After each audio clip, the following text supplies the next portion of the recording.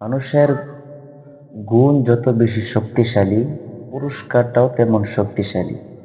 কেমন? যেমন ধৈর্য। ধৈর্য একটা মুমিনের গুণ এবং এটা একটা অস্ত্র। ধৈর্য ধারণ করতে পারলে আপনার জন্য উত্তম উত্তম পুরস্কার রয়েছে।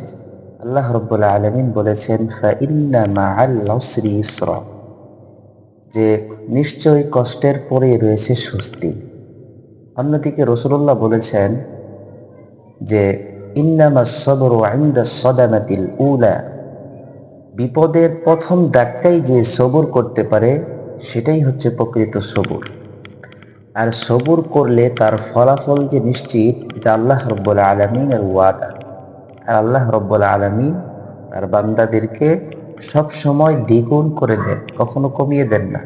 এবং আল্লাহ রাব্বুল আলামিন ধৈর্যশীল বান্দাদের জন্য তার জান্নাতকে সাজিয়ে রেখেছেন। এই জন্য আমরা প্রত্যেকেই যেন ধৈর্য, এই গুণটাকে আমরা শক্তিশালীভাবে নিজের ভিতরে রাখতে পারি। বিপদে আপদে সকল অবস্থায় যেন আমরা সবুর করতে পারি। আল্লাহ আমাদের সেই তৌফিক দান করুন। আমিন।